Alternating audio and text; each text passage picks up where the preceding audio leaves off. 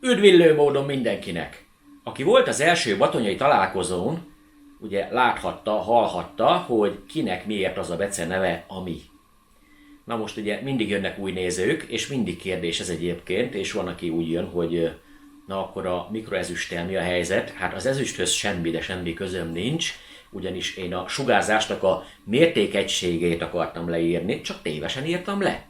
De alapvetően mennyire illik rám egyébként, hogy úgymond megfertőzök embereket szigetüzemmel, hát ugye naplopókká válunk idézőjelbe, és hát így járt a Laci is, aki járt nálam, és hozott egy ISTM-re való aprócska kis invertert egyébként, amit majd most jól meg fogunk elemezni. Na de amiért itt ezt felhoztam, az egyik az, hogy ebben az évben is lesz batonyai találkozó, majd a részleteket fogom majd mondani majd később egyébként, amikor én is megtudom a pontos időpontokat, stb. Részleteket. A másik az az, ha nem vagy érdekelt a szigetüzemben, akkor most lépjél tovább egy másik videóra gyorsan, ameddig még nem fertőződsz meg. Mert ha megfertőződtél, akkor itt már nincs visszaút. Ezt nem tudod magadból kiírtani. A Laci is így járt egyébként. Azért vásárolt egy 11 kW-os Elson Power egyfázisú szigetüzemű, illetve félhibrid invertert. Nézzük meg, hogy pontosan mi a típusa, mit ígér és mit vált be. Tartozik természetesen a user manual, némi kis MC4 csatlakozó, egy darab biztosíték társaságában, és egy UTP kábel, ez a párhuzamosításhoz lesz, a könyvéből én már meglestem, természetesen egy Wi-Fi sticket is kapunk, amit nem fogunk beüzemelni. Az inverter 40 cm széles, 52 magas, a mélysége pedig 12 cm, ugye mint mondottam 11 kW-os. Elvileg 2 kimenete van neki, tehát van a main out, second out, AC bemenet, parallel porttal el van látva gyárilag, RS232 port, és egy RS485-ös port is van, és ugye a Wi-Fi-hez kaptuk ezt a kis régi fajta RS232-es OMT VGA portot úgymond. 2 MPPT-vel rendelkezik, ugye itt akkubemenet, kis kapcsoló az oldalán, fent csak szűrő van, a készülék bontatlan, érintetlen. Elson Power Isolar SMG 2-es, 11 kp, tehát azt jelenti, hogy paralel verzió, 48 voltos Wi-Fi verzió, 11.000 volt, 11.000 watt, ugye egy fázison, 48 voltos névleges feszültségű, 220 ampert vesz fel maximum az akkumulátorból, AC kimenet 47,8 amper egy fázison, ugye itt már jelezve is van. AC töltő módban 60 amper képes bemenni a készülékbe, kimenetre viszont ugyanúgy a 47,8 ampert támogatja csak egyébként. Napelem oldal, az pedig 5500 watt x 2, tehát 2 MPPT-s, állítólag 60 volttól indul az MPPT, 500 voltig mehet maximum.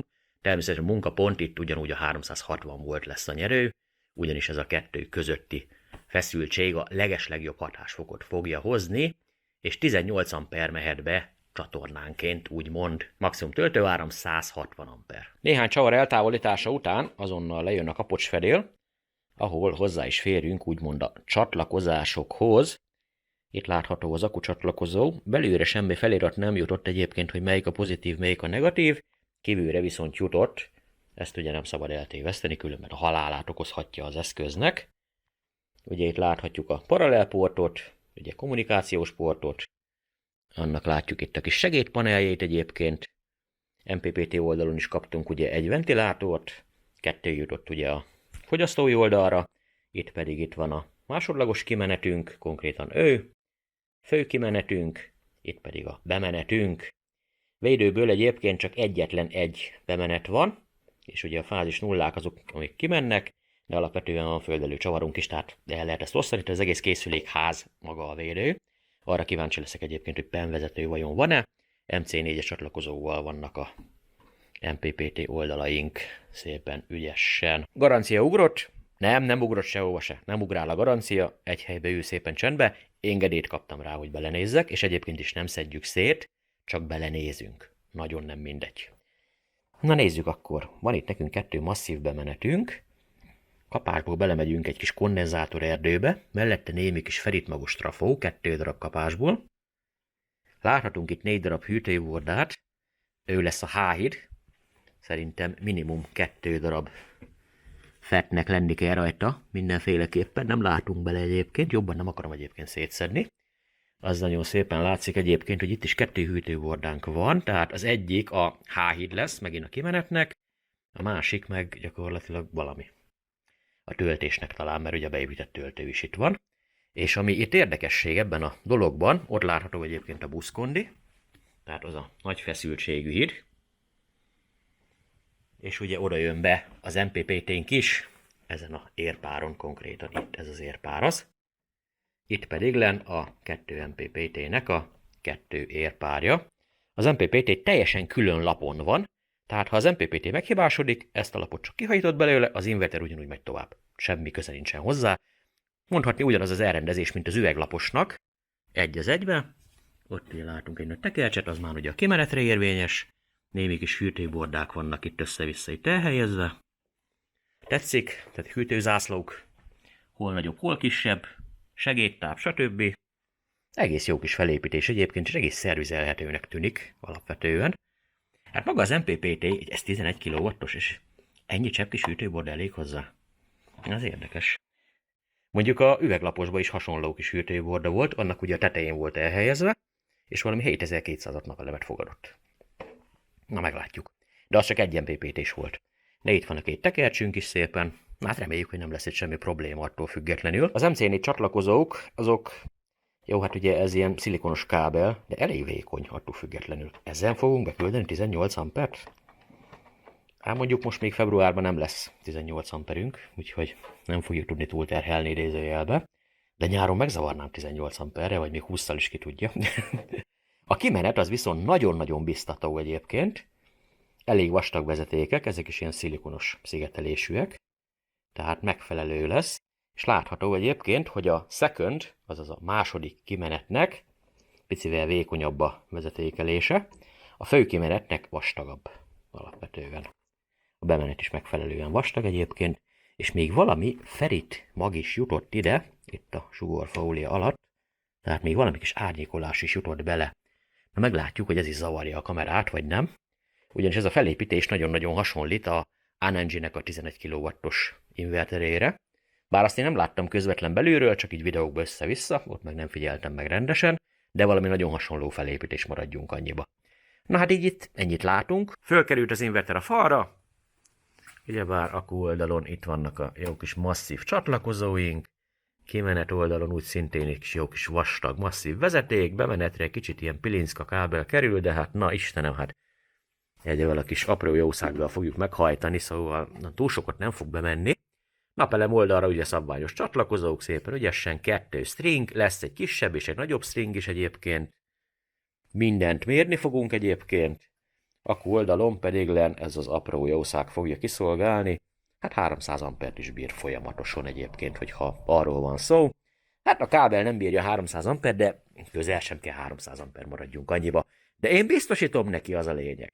Napelem oldalról is fog kapni ám rendesen, ha kisüt a nap. Hát az nem biztos, hogy ki fog sütni, de egyébként most akkor felteszem az erejét, és indítsuk el. Lássuk az első indítást. Bekapcsolom a kondenzátor előtöltést, ha mindent jól csináltam, a feszültség felemelkedik. Márpedig nincs zárlat, az azt jelenti, hogy emelkedik a feszültség. Szépen óvatosan, ezt mindig meg kell csinálni, hát első indításnál legalább, ugyanis nem stresszeljük a kondenzátorokat azzal, hogy rájuk dobunk egy ilyen 51 vagy 53 voltos feszültséget, ugye semmiből, annyi amperrel, amennyivel nem szégyeljük, ráadásul ellenőrizzük a bekötésünket is. Most, hogy a műszer megállt, fel lehet kapcsolni a biztosítékot, mind a 2 biztosíték felkapcsolva, és indíthatjuk magát az invertert is. Elindítom most csak így akkuról. A már jól megszokott kijelzőt kapjuk. Hallhattuk a hangját is.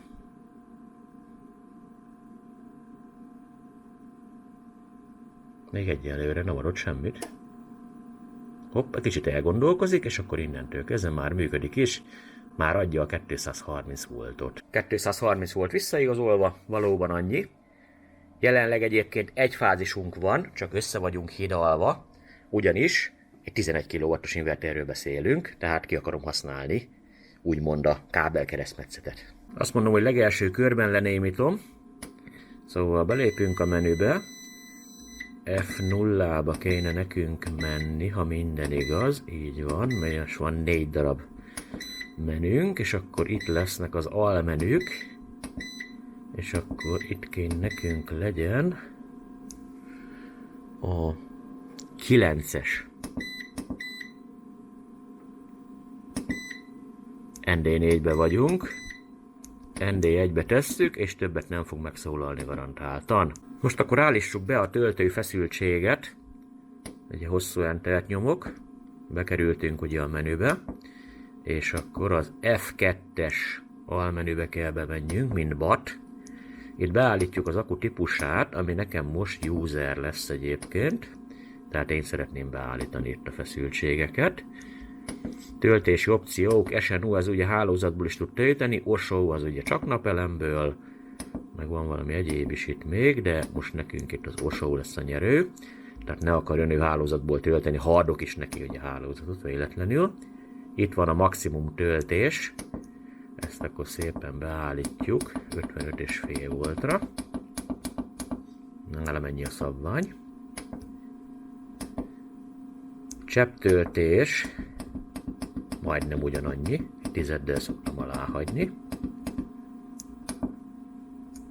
55,4. Ez lenne a kikapcsolás, hát ezt kicsit most feljebb vesszük, nem hiszem, hogy lemeríteni. Hoppá, ez nem a kikapcsolás, ott van a hálózatikon, akkor azt jelenti, hogy itt állna át, úgymond, hálózatra. Ha most jelen esetben, akkor ez mindegy nekünk van, felveszem 48-ra már akkor, na legalább annyira amúgy is felvenném. Ha full, tehát ha teljesen tele van, akkor jön vissza akkus napelemes üzemmódra, és ez lenne a cut-off, tehát itt kapcsol ki a készülék. Hát a 44 az irreálisan kevés ehhez az akkutípushoz, ami most van alatta. Itt legalább 47,5, hát inkább azt mondom, hogy 48 voltnál már álljon meg. Nem is lehet felvenni olyan magas értékre, mint amennyire fel akarom venni. 47,9 a legnagyobb. Már itt azért álljon meg, 47,5 voltnál megállnak az akkuim, az a helyzet. Ez a maximum töltőára, hát ez jó le van véve 30 amperre. Na jó, azért nem kívánom el a készüléktől 160-nal töltsön, de ugye az a maximum, az elméleti maximum. Azt mondom neki, hogy ha 120-szal tud tölteni, akkor az nagyon-nagyon jó. Szóval, igen, jó. Nem akarom már egyből túlterhelni, az a nagy helyzet. Ez lenne a hálózatból való töltés. Itt meg valami kikapcsolás érték van megint, de most ez bennünket nem érint. Tehát az a lényeg, hogy most beállítottuk lényegébe az akkutípusát, ami most jelen pillanatban nekem egyedi. Meddig töltse azt fel, milyen csepptöltés legyen, és hány amperrel töltheti. Na most lehet akkor azt eszközölni, hogy adok neki napelemet. Felkapcsolom a PV1-et, ami egy ilyen 360 voltos stringecske, és felkapcsolom a PV2-t, ami egy ilyen 250 voltos stringecske, természetesen terhelve mindegyik egy kicsit le fog esni.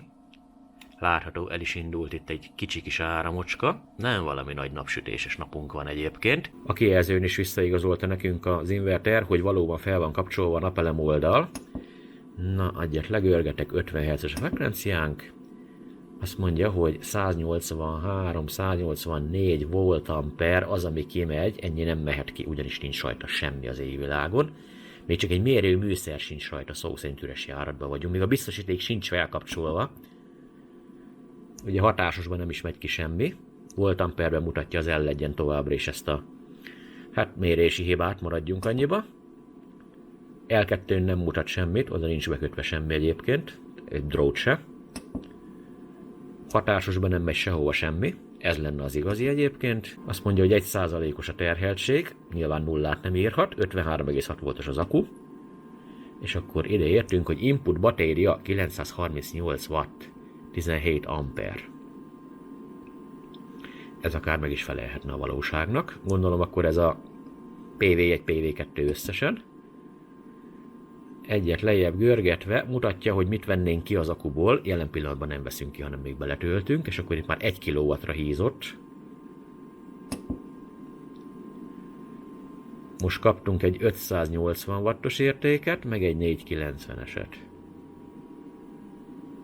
Ez mind a 2 wattos érték egyébként. Ezt adná össze akkor, amit az előbb is mutatott nekünk az 1,valahány kilowattra. Akkor ez lehet az összes, úgymond, ami most bemegy az akuba. Vagy ami bejön a napelem oldal felől. De itt feljebb meg más mutat érdekes módon, mert itt 1,01,5, itt 1,12. Hát én nem értem teljesen, hogy most itt mi történik, de ez inkább lehet a PV1, PV2 nagy valószínűséggel. És akkor itt van az 1-es munkapontunk, ami 280-290 voltos munkaponton dolgozik per pillanat. Itt meg a 2-es munkapontunk, ott meg, hogy hány amper jön be napelem oldalról. Tehát 225 volton jön be most ez a 2 amper. És akkor itt vannak a számlálóink, tehát számolja azt, hogy a napelem oldalból hány kilowattórát húzott be, illetve most itt kilowatt van per pillanat kiírva, de szerintem ez kilowatt óra kéne, hogy legyen inkább. Havi szinten, ez meg éves szinten, totálba, ez valami processzor, vagy valami. Hát kizárásos alapon ugye az óra lenne, hogy 14 óra, 6 perc, 21-22 másodperc, és körbe is értünk. Tehát nyilvánvalóan ez a kilowatt, ez kilowatt óra akar lenni, csak lemaradt a H betű. Igen, mert szépen gyűlik egyébként. Feszültségmérésre kapcsoltam. Ugye itt fogok mérni a kimeneten konkrétan. Először mérek egyet a fázis és a nulla között. 230 voltot mérek. Most mérek egyet a védő és a fázis között. 102 voltot mérek, azt jelenti, hogy nincs penvezetőnk. Egyszerűen hihetetlen, egyébként mérhetünk egyet a nulla és a védő között is, és ugyanúgy méred a 193 voltot. Nem értem, kedves Elszún, miért kell kispórolni a penrelét? Mit nyertek vele? 50 forintot? Szerintem sokat mondtam. Talán 5 forint lehet azon a szinten, az a penrelé, ahány invertert legyártottok. Vagy gyártattok. Készítettem egy penkötést, ugyanis enélkül nem tudom elindítani az autótöltést, illetve hogy ez így nem igaz, mert el tudom indítani az autótöltést, viszont nem akarom elindítani az autótöltést penkötés nélkül, úgyhogy megcsináltam itt a kötést. Egyébként ez így teljesen oké is, mindaddig, ameddig nem adol neki hálózatot. Ahogy adol neki hálózatot, ezt a kötést meg kell szüntetni. Nem lehet 2 helyen összekötve, szóval ezért lenne lényeg, hogy kedves elszúrnék, tegyenek be penrelét, ami automatikusan szépen kapcsolgat. Ugye, mint azt tudjuk, hiába az ipari ajzat, meg csatlakozó, hogyha egyszer ez a kontakt itt amit most fogok, ez nem bírja meg a 32 ampert, hát miért nem olvadt már szét? Ennek már szét kellett volna régen olvadni, de valahogy mégsem tette. 32 amperre beállítva, és itt van egy pici kis jármű. Még nincs csatlakoztatva, csak oda tettem gyakorlatilag. Ja, de egyébként akartam mesélni egy viccet. Illetve nem tudom, hogy hallottátok-e már, vagy nem. Tudjátok, hogy van az, hogy ami az enyém, az az asszonyé is. De ami az asszonyé, az nem az enyém. Viszont ha tölteni kell, akkor már az enyém is. Szóval ez az enyém. És lássuk akkor, hogy tölt vagy nem tölt. Tölt. Kérlek, szépen működik. Körülbelül 6,6-tal fog tölteni. Töltő szerint is elindult a töltés. Ugye 32 amperes a korlátunk, úgymond, és 6,7, amit az autó felvesz egyébként. El is érkeztünk az első stresszteszthez. Hát jó, annyira nem lesz a stresszes egyébként. Ha jól megnézzük, alig 6,8 kW az, ami kivándorol per pillanat. Na de most azért, mert van egy nagy fogyasztónk, nem azt jelenti, hogy nem fog itt semmi ráindulni a háztartásba, de ráfog. Azt mondom, hogy hát nem esmente finom kávé, hanem most csak egy teja. Attól most tekintsél el, hogy kávé volt az előbb abba a bögrébe. Most én teját szeretnék inni. Természetesen ez a plusz 2 kW, ez nem szoroz neki. Tehát a hangja meg se változott úgy egyáltalán, csak az ampermérőnk az, ami jobban kiakad. Természetesen most azért mutat 30 ampert, mert bridge módban vagyunk, tehát át van hidalva az ampermérőnk. Ő olyan 30 amperig mutat úgy nagyjából helyesen, felette úgy nagyon-nagyon elhúz. Úgyhogy nem akarom őket se tönkretenni, azért van áthidalva. De az inverterünk a simán bírja minden probléma nélkül, és egyébként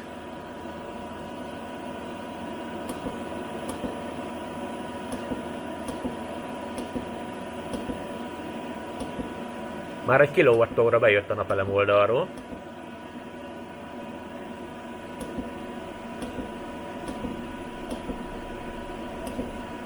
Csupán 144 amperrel merítjük az akut, nem veszélyes.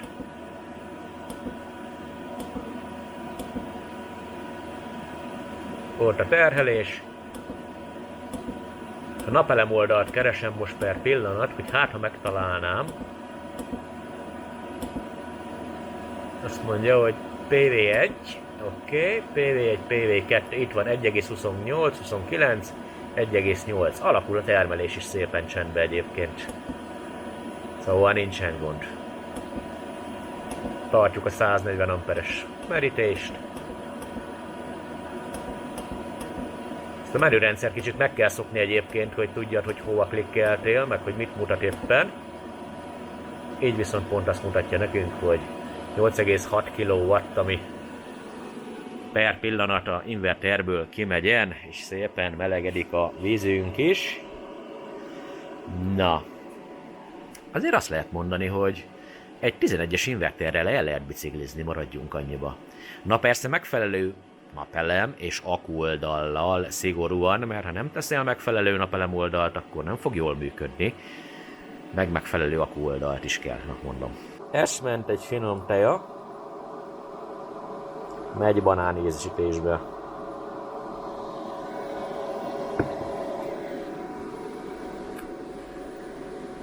Kezd egyre jobban sütni a nap. Már 4 kW-ot már, sőt, fölé is mentünk gyakorlatilag a PV2-n, a PV1 az még hátra van, és emelkedik az amper kegyetlenül ám. Hát itt vissza több megy be, mint 18. Mondjuk most engedi elfele. Tehát felment majdnem 20-ig, és szépen elengedte gyakorlatilag. És ilyen 18 körül tartja. Mondjuk úgy, hogy a PV2-t ezt kimaxoltuk. Amperbe. Az a helyzet, hogy több napelem van rajta, mint amit szabadna rákötni. De kilowattban még közel sem értük el azt a szintet egyébként, amit tilos. Tehát bőség zavara, csak 4,5 kW-nál járunk. Ugye ezért fontos az, hogy megfelelő munkapontot adjunk. A 250-es munkapont az nem az igazi. Ezért jó ez a munkapont, mert sokkal kevesebb áram folyik be. Én szerintem lekapcsolok egy stringet, nem akarom megölni a készüléket. Az enyém lenne, akkor hagynám egyébként. Sokallom egyébként ez az ampert, ami ott már bemegy. Látszik, hogy játszik a munkaponttal, mert ugye próbálja a legtöbbet kicsavarni a napelemből, a legmagasabb feszültségen, de nagyon karcolgatjuk itt a 20 ampert, majdnem.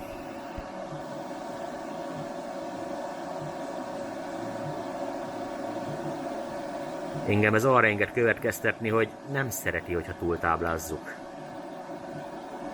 Legalábbis kis feszültségen. Így okék vagyunk. Tehát a 5,5 kW napelemet azt úgy kell értelmezni stringenként, hogy 300 volt feletti munkapontnál, mert látjuk, hogy ha csak 200-at éppen meghaladjuk, akkor az amperünk az túllihegheti magát egy kicsit, ami nem biztos, hogy szerencsés. Tehát óvatosan egyébként a túlpanelezéssel, de akkor nincs gond, hogyha magas munkaponton maradunk, mert akkor meg nem fog bemenni 18 ampertől több. Eltelt valamennyi idő, a harmadik LED villog, ami azt jelenti, hogy 66 és 99% között vagyunk. Ki tudja mennyi. Ezt nem lehet tudni. Csak azt, hogy warning, meg azt, hogy mindent is csinál, csak azt nem mutatja, hogy mennyi az annyi. Jó, megmutatta nagy nehezen. 88%, kérlek szépen. Én szerintem ez bőség zavara. Nem sajnálom, de nem kell több. Látszik vajon, vagy ha gyújtok egy villanyt? Így jobban látszik. Hát na, közel 4 óra. 2 perc hiány gyakorlatilag. 26,3 kWh. Na és ebből a 26 kWh-ból sikerült nekünk megtermelni napelem oldalon. Ott van. 15,6-ot számolt össze az inverter. Tehát ennyi termett, akkor 11,valahány kWh-t azt az akuból kellett elhasználjunk. Kezdjük akkor a tesztet, gyönyörű szép napsütéses időnk van. Jelen állás szerint 100%-ra fel vagyunk töltődve, 55,4 volton vagyunk per pillanat. Hát nem töltődünk egyáltalán, be van kötve a kis ampermérőm is, de ahhoz, hogy az mérjen valamit, először le kell kapcsoljam ugye a főbiztosítékokat. Tehát látható, hogy az akuhoz nem nagyon nyúl, ilyen nagyon-nagyon minimálisan hozzá nyúl, de szinte jelentéktelen, és egyébként az MPPT oldalt is meg tudjuk nézni, hogy használgatja a napelem oldalt. Na de, vegyük el tőle a két napelem oldalt. Így most csak az akura támaszkodik, üres járatban vagyunk, tehát semmi fogyasztó nincs rajta. Látható, hogy ez 2 amper konkrétan, amit a mérőkép mutat. Tehát ez egy egész jó értéknek számít, főleg, hogy egy ilyen nagy inverterrel állunk szemben. Akkor folytassuk hálózattal is ezeket a dolgokat. Első körben akkor visszakapcsolom a napelem oldalt. A hálózat az már rendelkezésre áll, természetesen P pozitívba vagyunk. Bemenő teljesítményünk az még nincs, le van kapcsolva kis megszakítónk is, az a fél watt, az a mérőkének a fogyasztása. Az F1-es menüpontba kell menjünk, hogy be tudjuk állítani, hogy mi történjen.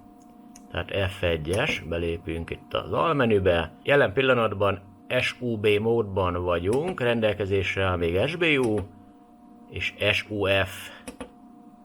Na hát a nagy variété nincs. Azt mondom, hogy nézzük meg akkor SBU-ba mit csinálunk.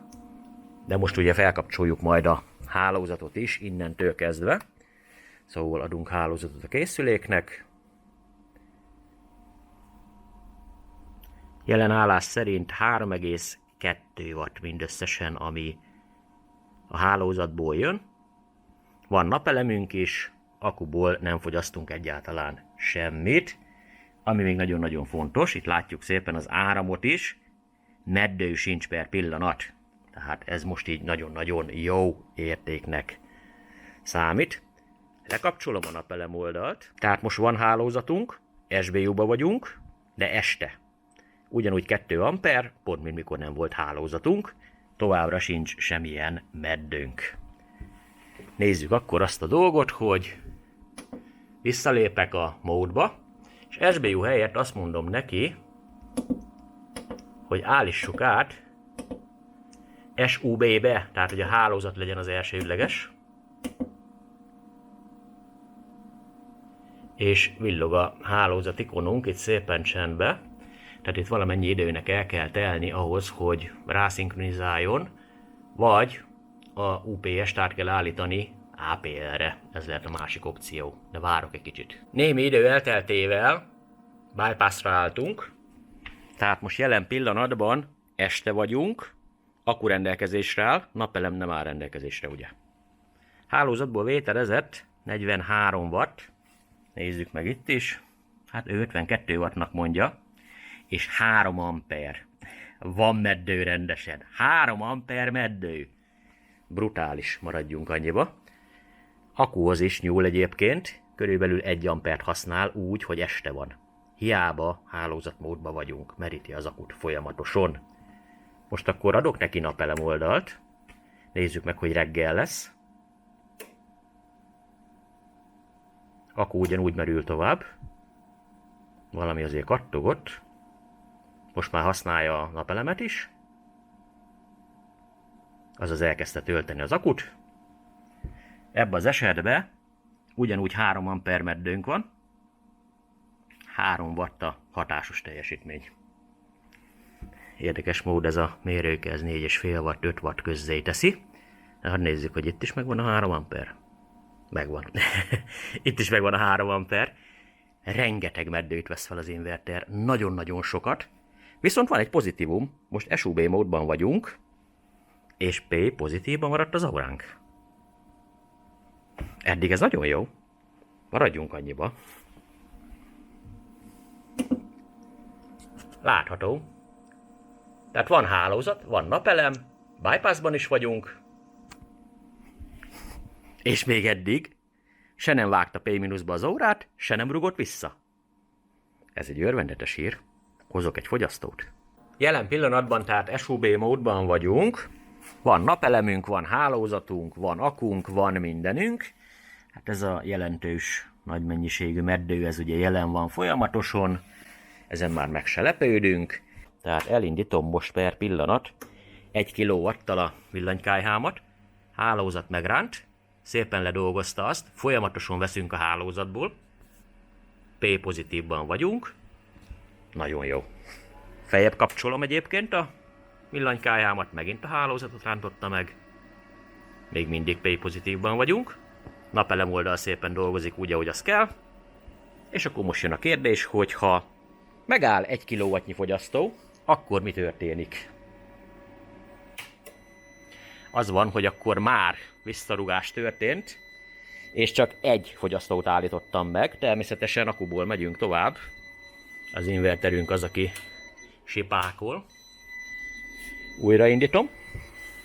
Elindítok egy darab hősüsit. Én nagyon remélem, hogy látszik is ebből valami.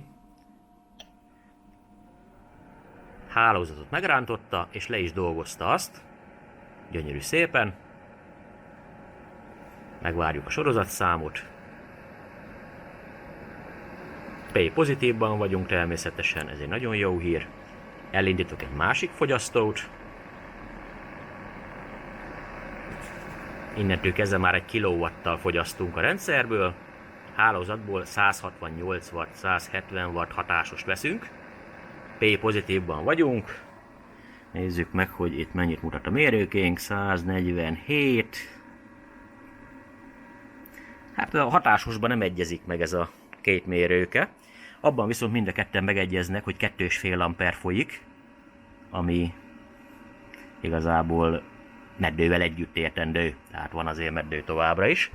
Az igazi kérdés, ha most én egy hősüsit megállítok, akkor mi történik? Tehát egyet állítok meg csak egyszerre.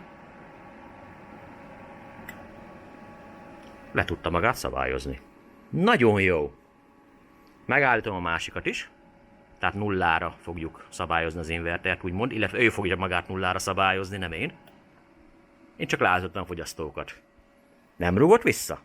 Hogyha szép lépcsőzetesen állnak meg a dolgok, meg tudja oldani, hogy ne rúgjon vissza. Hát az a visszarugás, hogy úgymond a fogyasztók megállnak, és mikor ugye a fogyasztó megállt, a napelem oldal nem tudja magát olyan hirtelen leszabályozni, és ugye, mivel jön a hálózat irányából is egy kis villany, meg jön az inverter irányából is egy kis villany, és ott elmegyen a kettő közösen, éppen ezért a napelem oldalból még jön valamennyi, hiába már megállt a fogyasztó. Tehát, és az a nagyon-nagyon rövid idő, ameddig negatív energia irány tud kialakulni. A sima buta villanyórákat nem bántja ez a visszarugás, az okos órákat viszont már tudja bántani, sajnos erről már van információnk. Egy másik dolog egyébként, többen írjátok azt, hogy szabad visszarúgni nyugodtan, sőt betáplálni is szabad, egyesek olyanokat is írnak. Hát én úgy tudom, hogy nem szabad visszarúgni se, betáplálni meg főleg nem szabad konkrétan. De azt javaslom egyébként, hogy mindenki csinálja úgy, ahogy saját maga szeretné.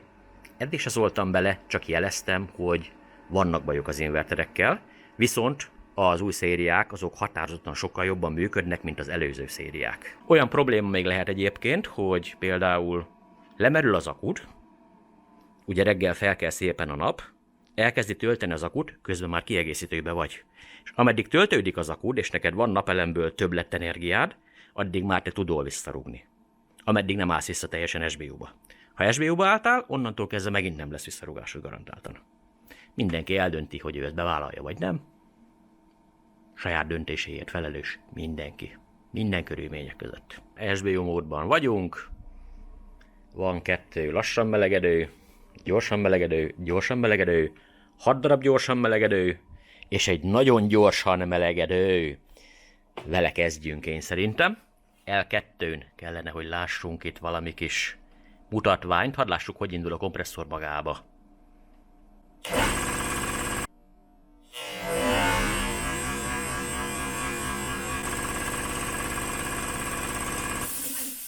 L3 az igaz, de megy, az a lényeg. Hát akkor adjunk az érzésnek. Szépen gyönyörűségesen 10 amperrel elkezdtünk fogyasztani.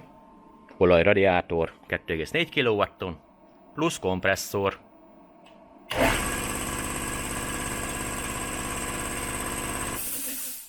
Megy el. Nincs gond. Ellegyen és elkezdünk fogyasztani. Az összes ugyanaz a fázis egyébként, csak szét van osztva úgy itt a konnektoromra. Lényeg az, hogy nem fogjuk szegény ampermérőt beterhelni. Na azért így már napelem oldalból egyből jön be teljesítmény. Alapterhelésünk 5,7 kW. 5,7 kW plusz kompresszor.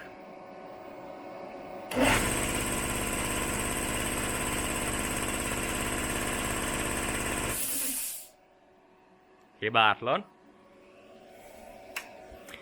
Adjunk egy kicsit akkor az érzésnek.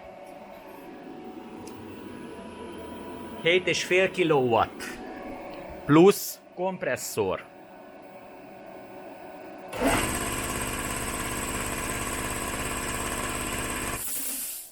Hát, na. Most mit csináljak? Figyelj, feltekerem. 9,4. Hát itt vannak a lassan melegedők, amiket mondtam. 9,5 kW plusz kompresszor.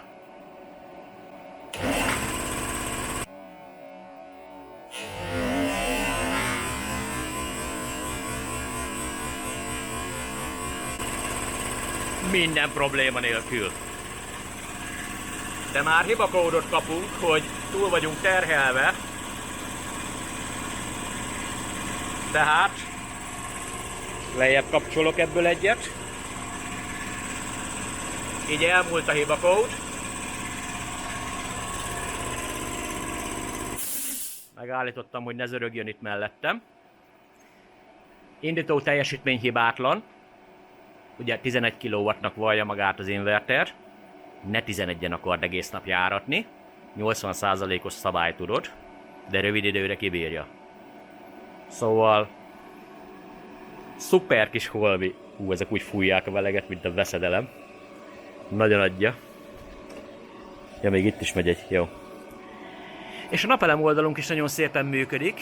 Ugye most, amit kikaptunk az akuból, az gyorsan vissza bele is teszi, és így ennyi. Napelem oldalhoz kívánok még hozzászólni. Ja, itt nem volt leállítva egy fogyasztó. Már mindjárt csendesebb lett ő is. Alapvetően ugye 2x5500 wattot lehet beküldeni, de ezt már láttuk a videó elején, hogy nem érdemes túltáblázni, tehát az ampert nem szabad meghaladni, ugyanis simán túltolja 18 amper fölé, egy az egyben minden probléma nélkül, és akkor kezd el leszabályozgatni, de mindig túlengedi, és megint leszabályoz. Tehát adjuk meg neki ezt a jó kis 360-350 voltos munkapontot, mint a PV1, ne úgy, mint a PV2, és jól fog működni egyébként, minden probléma nélkül, fogja szépen tenni a dolgát, mert nagy valószínűséggel teljesítményre korlátoz az MPPT, nem áramra. És ugye ő be akarta venni egyébként a 200 valahány voltos munkaponton is egyébként a nagyon nagy teljesítményt, de az már túl sok ampert eredményezett. Hát ugye nyilván megnéztük, hogy mit csinál. Én azt mondom, hogy az ampert azt tartsuk be 18 amper per csatorna a készülék leírása szerint. De amúgy nagyon jó kis inverter. Zajba kicsit lehetne halkabb, hogyha most össze kellene hasonlítsam a Anengy-vel. Az Anengy-nek ugye mondhatni szinte ugyanez a firmware-je. Szerintem belvilága is vagy valószínűséggel nagyon-nagyon hasonló, de a menükészlet az teljesen megegyezik, tehát nem ez a hagyományos menü. Az sokkal csendesebb volt. Tehát annyi különbséget tudok a kettő közé tenni, hogy ez hangosabbnak tűnik, mint az Anengy. De egyébként nagy valószínűséggel fej mellett vannak alapvetően. Az invertert felszerelték egy kommunikációs porttal is, konkrétan egy RS485-ös porttal.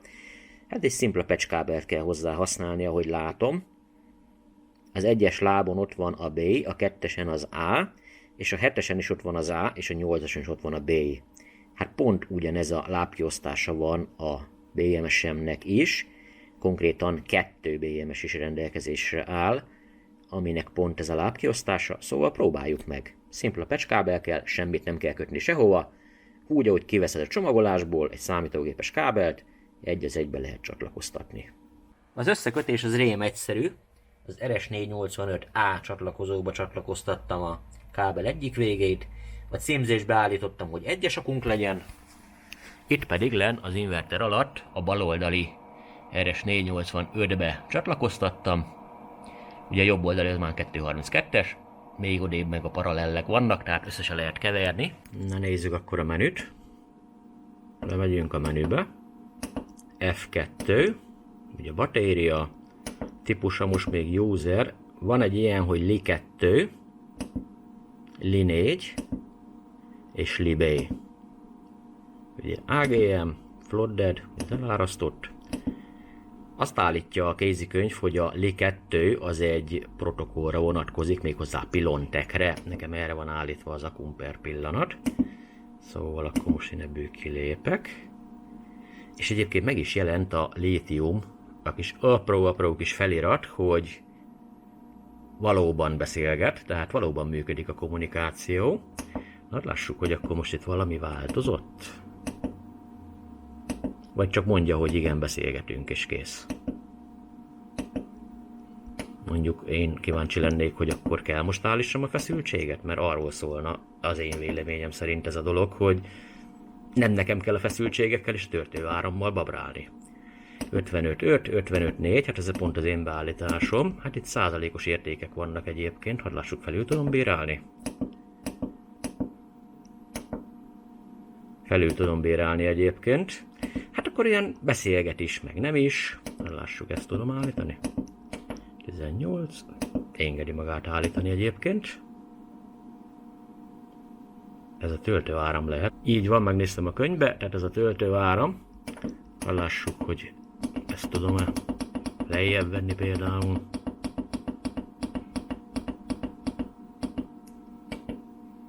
Simán. Ez is állítható. Tehát akkor megtörtént a kommunikáció egyébként, de semmilyen adatot nem húz át. Hát gondolom, hogy csak a BMS tiltására fog reagálni nagy valószínűséggel. Tehát a kommunikáció megléte nem ment meg bennünket attól, hogy beállítsuk a töltő és a merítő feszültséget. Mondjuk, hogy felülbírálhatjuk, az lehet, hogy jó bizonyos esetekben, de sokan pont ezért akarnak kommunikálni, hogy ne nekik kelljen beállni, hanem mondja meg a BMS, hogy hány volt kell, meddig merülhetsz, stb. Hát itt szabadon állíthatjuk. Jó, ez egy pozitívum végül is, de konkrétan én még a százalékot se látom, vagy lehet, hogy itt most ugye helyes a kijelzés innentől kezdve. Mert most már tényleg fogja akkor tudni, hogy 75% alatt fogja csak elvenni azt a legfelsőbb árt. De semmilyen más menüpontot. De batéria 100%, jó? Tehát akkor itt visszaigazolja, akkor hogy beszélgetnek. Az utolsó menüpont környékén van ez a dolog. Szóval tehát a Pace BMS-ünkkel, ahol a Pilontech kommunikációs protokoll van kiválasztva, azonnal működött a kommunikáció. Van nekem egy JK-BMS-sem is, itt fent foglal a helyet az előlapja, kijelzője neki nincs, de most nem is ez a lényeg. Beléptem gyakorlatilag a BMS-be, telefonon ugye. És hogyha itten megnézzük a beállításokat, még a jelszót sem kell megadjam. Itt mi tudjuk állítani úgymond a különböző protokollokat és egyéb dolgokat. UART 1-es protokollra 9600-as, Pilontech van kiválasztva. UART protokoll, az megint csak 9600-as JK. Kenre és a Pilontech van kiválasztva, bár nem Kenbe fogunk hozzá csatlakozni, ez nagyon-nagyon fontos. Szóval próbáljuk meg, hogy a JK-BMS-sel sikerül-e összekommunikálni az inverternek, vagy sem. Nem is állítom át, jó van így, ahogy van, tehát ugye ott van nekünk a lítium felirat, hanem csak fogom magam, innen kihúzom a kábelt. Egyrészt megnézzük, hogy kapunk-e hibajelzést azzal, hogyha megszakad a kommunikáció. Mert ez az egyik kíváncsiságom,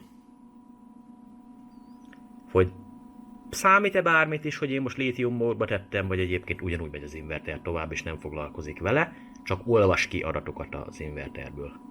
Én nem látom azt, hogy itt bármi változás is történt volna, de történt valami, eltűnt a lítium jelzés.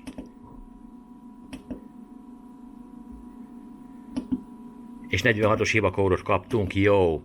Tehát akkor ezek szerint van értelme a kommunikációs kábelnek, hogy a helyén legyen. Azt hittem egyébként, hogy semmit nem fog reagálni. Próbáljuk ki, hogyha csatlakoztatom a JK-BMS-emhez, 1-esnek címeztem meg itt is az akut. És nézzük meg, hogy a kommunikációhoz helyre jön-e. El is tűnt a hibakód, tehát azt jelenti, hogy összekommunikáltak. Lássuk, hogy itt mit kapunk. 99%-on van, elfogadom annyinak egyébként. 55,5 volt 108 amper, ez akár lehetne ugye a feszültség, amit kér a BMS, mivel én állítottam be. Ez meg akár a töltőáram is lehetne. Pace BMS-sel és ezzel a JK BMS-sel is sikerült összekommunikáltatni az invertert. Bekötöttem a másodlagos kimenetünket, azaz a second outputot, erre a lengőajzatra hoztam ki. Ez arra szolgál egyébként, hogy valamilyen olyan fogyasztót üzemeltessünk, mint például boiler, vagy egyéb nagy fogyasztó, ami csak szakaszosan kell üzemeljen, és csak akkor üzemeljen, amikor bizonyos feszültségen van az akupakkunk, amit egyébként mi állítunk be a könyv szerint. Természetesen ehhez használok egy ilyen kisebb kis akupakkot, ugyanis ezt a nagy akupakkot nem győzöm lemeríteni annyira, hogy ez kibekapcsolgasson majd. Ez a kisebb akupak viszont teljesen megfelelő lesz erre a feladatra, szóval felrakom az előlapot, beprogramozzuk, és megnézzük, hogy hogy működik. A másodlagos kimenet programozása az F1-es programban fog történni, méghozzá a 11-es menüpontba engedélyeznünk kell a funkciót. Alapértelmezetten engedélyezve van egyébként. 12-es menüpontban megadhatjuk a riasztási pontot, ami egyébként 10% és 100% között van. Ez terhelésre gondol, az alapbeállítás az 50%-os, tehát hogy ne indítsa be úgymond a nagyfogyasztónkat, hogyha egyéb nagyfogyasztó működik. Jól hangzik egyébként a beállítás, ez maradhat 50%-on. 13-as menüpontba beállíthatjuk, hogy hány órától induljon a kettes kimenetünk, vagy hány órától indulhat a kettes kimenetünk. Alapértelmezetten 0 van beállítva, a 14-es meg, hogy hány óráig. Tehát konkrétan itt beállítom neki azt, hogy reggel 7 és délután 5 között, azaz 17 órát állítok ide be, akkor csak ebbe az időintervallumba fog bekapcsolni, hiába éjszaka is teljesen fel van töltve az akunk. Átfáradunk az F2-es menüpontba, vigyázzunk, ne keverjük össze, ugyanis a 7-es menüponttal a inverternek a kikapcsolását fogjuk intézni, a 8-assal csak a másodlagos kimenetnek a kikapcsolását. Egyébként azt állítja a kézikönyv, hogy 42 és 54 volt között állíthatjuk ezt a dolgot, tehát ami feszültséget ide beállítunk, ott fog kikapcsolni a másodlagos kimenetünk. Nézzük ezt akkor az inverteren is. Indítsuk el az invertert legelőször is.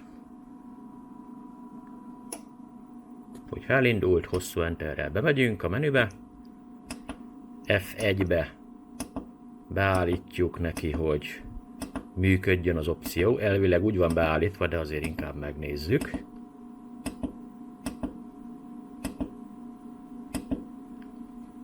Hát 0-0 van mind a két helyre beadva. Elvileg nem 0 kéne legyen. Arról volt szó, hogy a 13-as legyen 0-án, a 14-es az meg 23-on.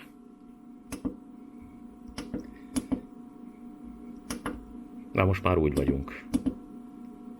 50%. Ja, és ezt engedélyezni kell. Tehát 11-es az legyen onon. Jó, most vagyunk elmentve. Ide kijjebb jövünk egyet. Tehát engedélyeztük. Default on volt, és mégse engedélyezte. Átfáradunk az F2-höz. Azaz az almenübe egyet lejjebb megyek. Belépünk. Itt pedig len azt mondjuk neki, hogy 8-as menüpont. 44 volt lenne, ahol kikapcsol az inverter teljesen. 8-as menüpont, ez meg 40 volt. Itt kapcsol ki a fogyasztókimenet. Hát nem úgy van, ahogy a könyvben mutatja. Illetve, de beszélget 40 voltról is egyébként. Foltokból meg 42-ről. Na a lényeg az, hogy nekünk a 8-as menüpontot akkor át kell állítani. Menjünk a másik irányba. 44 voltig lehet csak? Hát itt nagyon nagy a baj. Vagy én értek valamit félre, de nagyon. Hát hova már ennél lejjebb venni?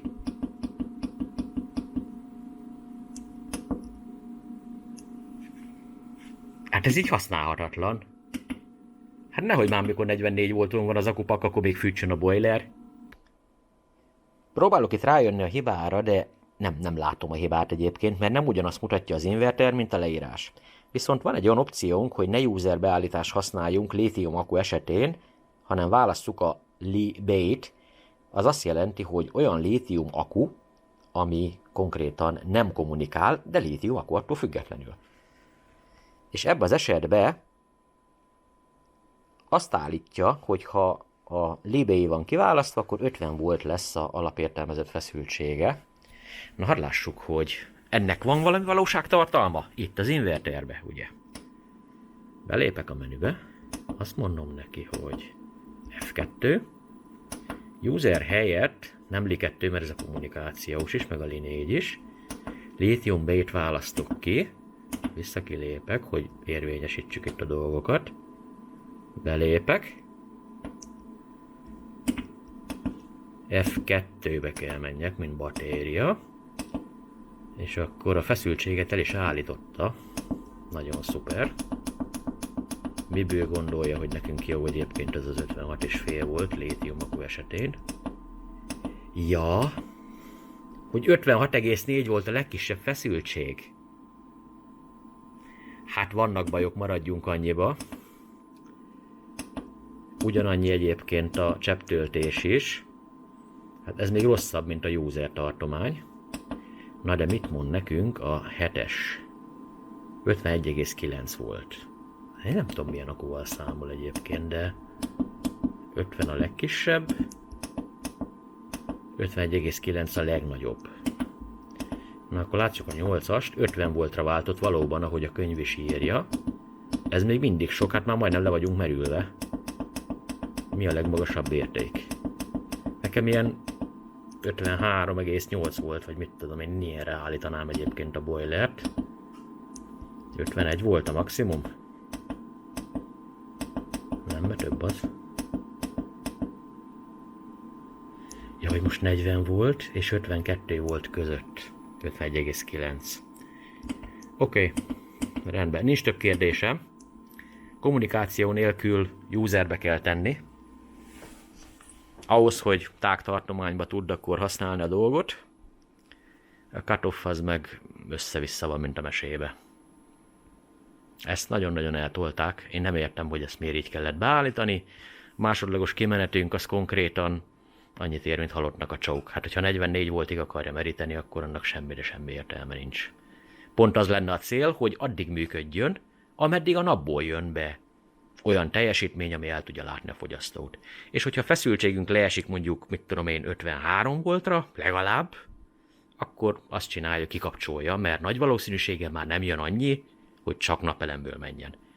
Ekkor lenne értelme ennek a funkciónak, a másodlagos kimenetnek. Így én szerintem egyáltalán nincs neki értelme. Az inverter nagyon jó, indító teljesítmény hibátlan, hangra közepesnek mondanám, volt ettől hangosabb is, volt ettől halkabb is, árban mondjuk nagyon jó, mert hát sokkal olcsóbb, mint a drágább, márkásabb változatok. Egyébként sokan használnak ilyen változatot, és nem panaszkodtak rá, szóval szerintem tartóságban se lesz vele gond nagy valószínűséggel. Úgyhogy nagyon szépen köszönöm, hogy kipróbálhattam, és remélem, hogy nektek is segített ez a teszt a választásban. A következő videóig is. Na csá! Csak még egy bocsi. Észrevettem, hogy egyébként sokkal kevesebben nézitek a videót, mint amennyien fel vagytok iratkozva, szóval aki nem nézi a videót, az iratkozzon már le. Köszönöm. Na tényleg csá!